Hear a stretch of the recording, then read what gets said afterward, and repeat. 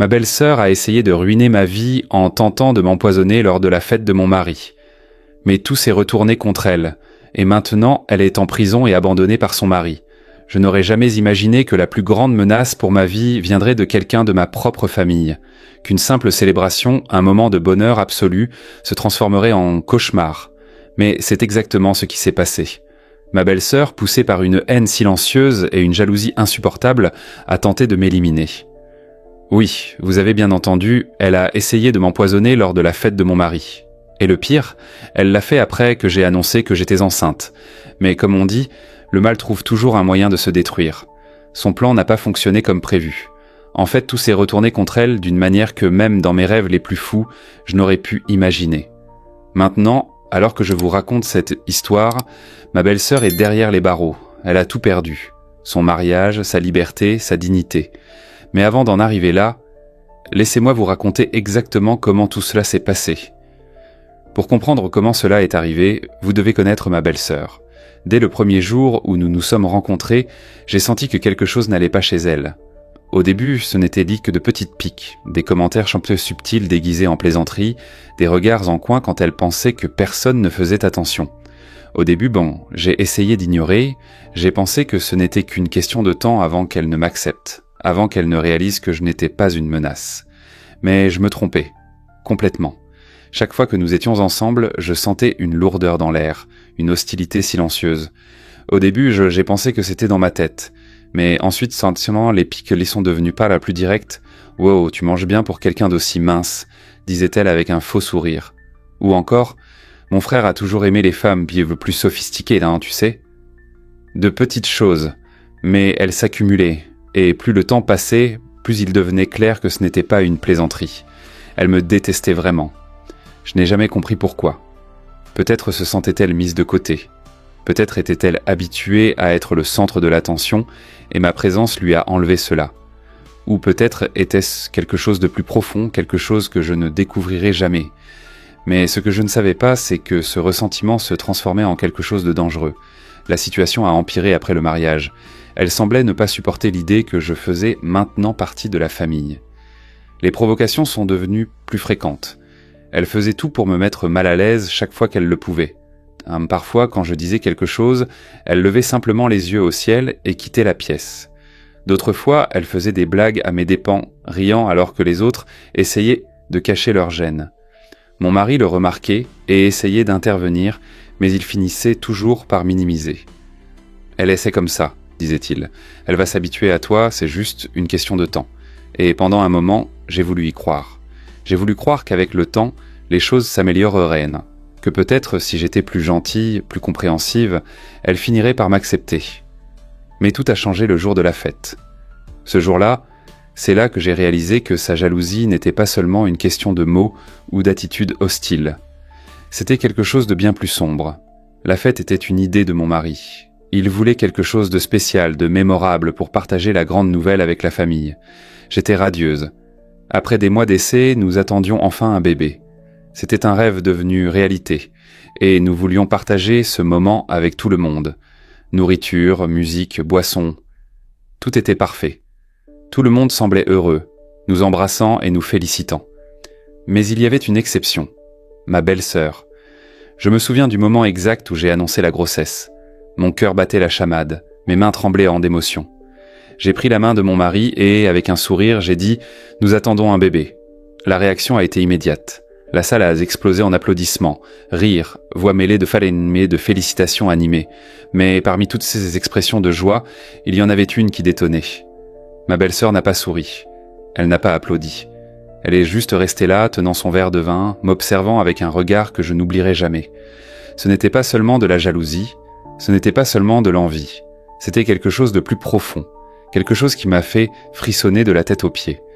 Ses yeux étaient fixés sur moi, froids, calculateur. Et à ce moment-là, pendant un bref instant, j'ai eu peur. Mais encore une fois, j'ai essayé d'ignorer. Je me suis convaincu que j'exagérais. Après tout, c'était un moment heureux, et je voulais croire que rien ne pouvait gâcher cette journée.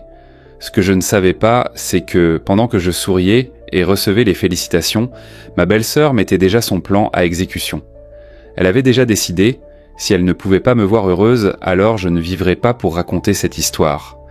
Après l'annonce de la grossesse, la fête a continué comme si rien ne pouvait mal tourner.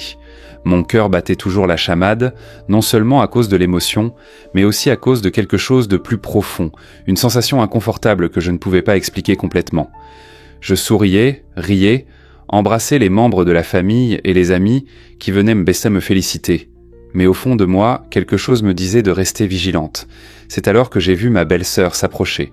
Son visage portait un sourire, mais ce n'était pas un vrai sourire. C'était ce genre d'expression que l'on force à afficher quand on essaie de cacher quelque chose.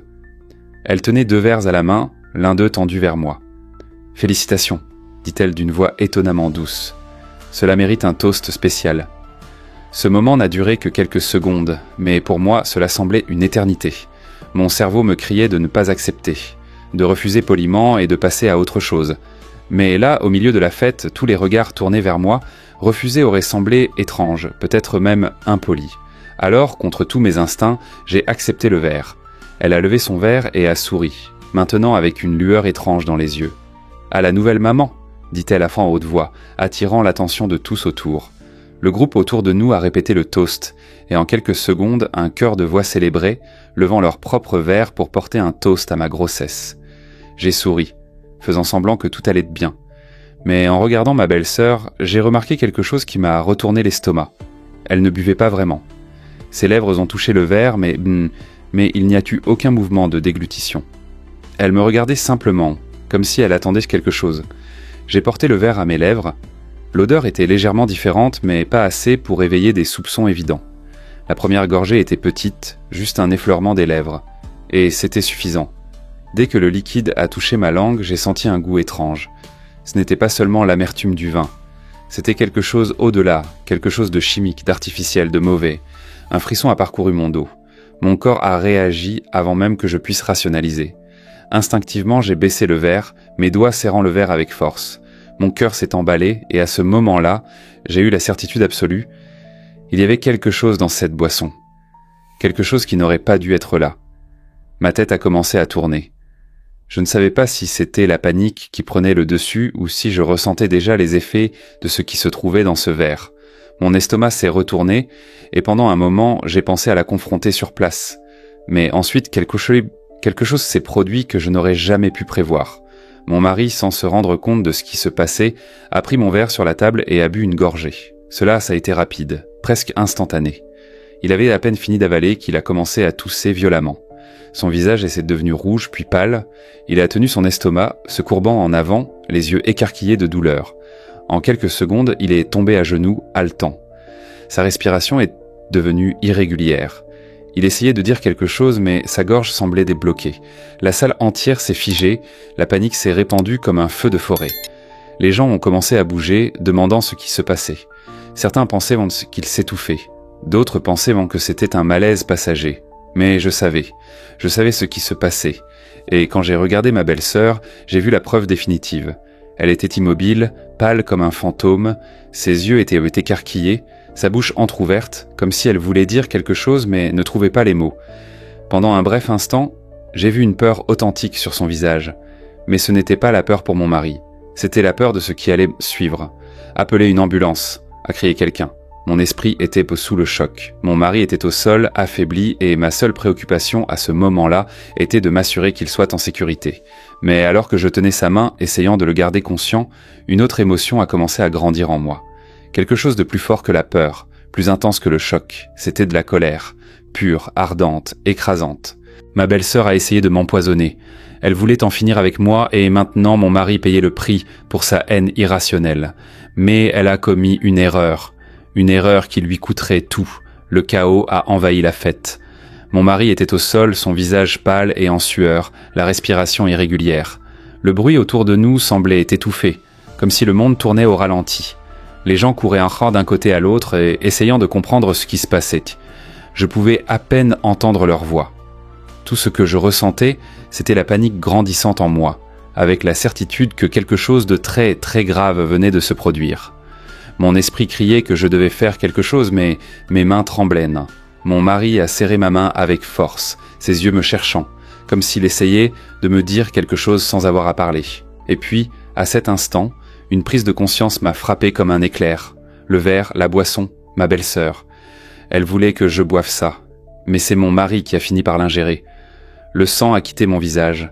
Je me suis tourné vers l'endroit où se trouvait ma belle-sœur, mais elle n'était plus là. Elle s'enfuyait. Comme une criminelle prise en flagrant délit, elle essayait de s'échapper avant que les conséquences ne la rattrapent. Mais pas cette fois. Avec l'adrénaline prenant le dessus, je me suis levé et l'ai cherchée dans la salle. Mon regard a balayé chaque recoin de la pièce jusqu'à la trouver.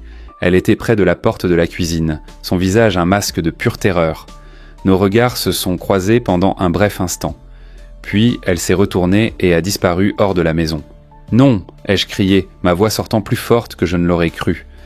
Ne la laissez pas partir. Certaines personnes essayaient encore de comprendre la situation, mais d'autres avaient déjà commencé à assembler les pièces du puzzle. Mon beau-frère, son mari, a été l'un des premiers à réagir. Son visage était livide, la mâchoire serrée de colère et de choc. Sans hésiter, il a couru après elle. Je voulais les suivre, mais mon mari était toujours là, ayant besoin de moi. L'ambulance avait déjà été appelée et les secours étaient en route.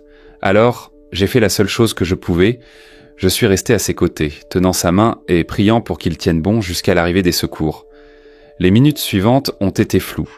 J'entendais des gens chuchoter autour, essayant de comprendre ce qui s'était passé. Certains me regardaient avec choc, d'autres avec pitié. Mais une chose était certaine. Tout le monde là-bas avait vu ma belle-sœur me tendre cette boisson. Et maintenant, tout le monde savait qu'elle avait tenté quelque chose de terrible. Et puis, mon beau-frère est revenu. Mais il n'était pas seul. Il tenait ma belle-sœur par le bras. Son visage était rouge de colère, les yeux étincelants. Ma belle-sœur, quant à elle, tremblait, essayant de se dégager, mais sans succès. La salle entière est devenue silencieuse. « Tu es devenue folle ?» a crié mon beau-frère, la voix pleine d'incrédulité et de fureur. « À quoi tu fais ?» Ma belle-sœur n'a pas répondu.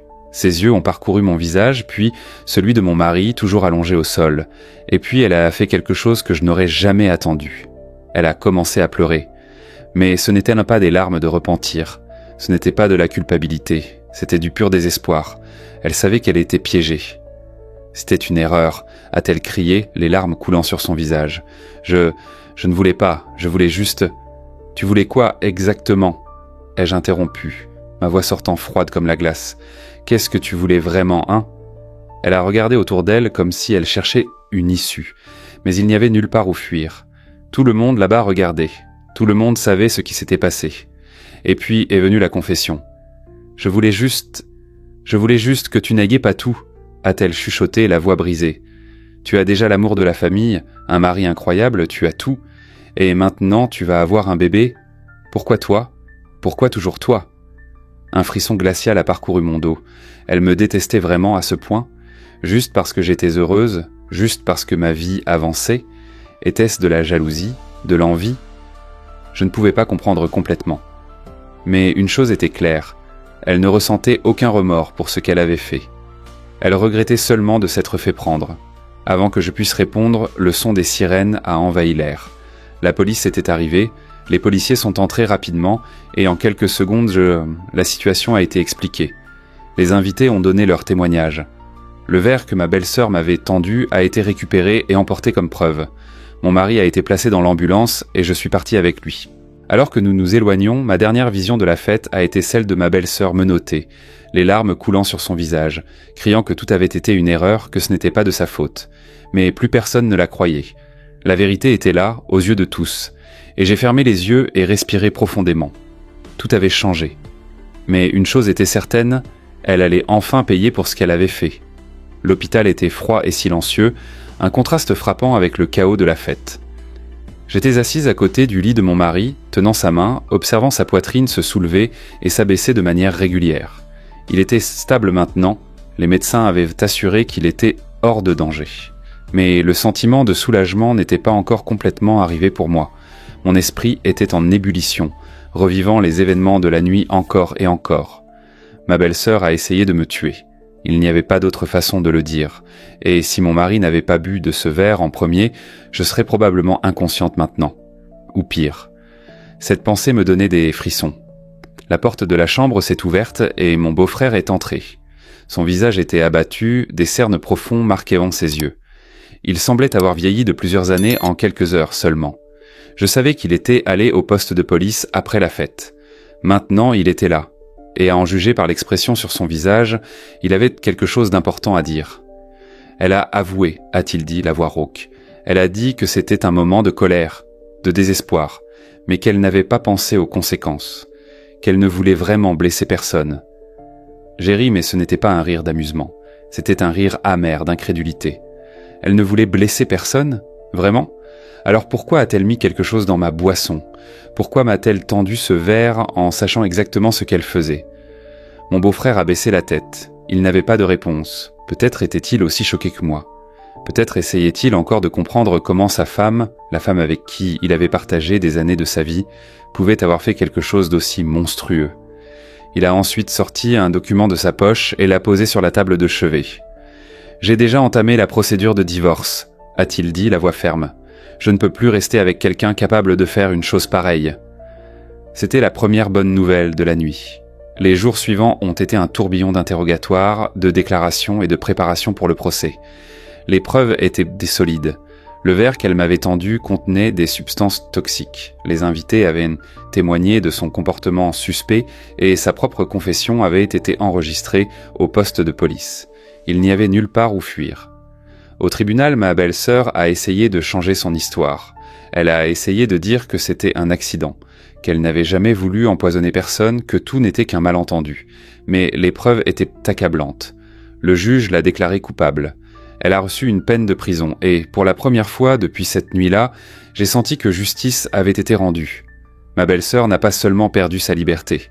Elle a tout perdu, son mariage s'est effondré, sa réputation a été ruinée, et tout cela parce qu'elle n'a pas pu gérer sa propre haine et sa jalousie.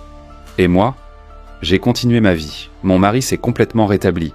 Notre bébé est né quelques mois plus tard, en bonne santé et entouré d'amour. La vie a continué et nous avons fait en sorte que l'obscurité de cette nuit-là ne nous hante plus jamais. Cette histoire aurait pu se terminer de manière tragique, mais à la fin, la vérité a triomphé. Et ma belle-sœur a appris, de la pire des manières, que le mal trouve toujours un moyen de se retourner contre celui qui le pratique.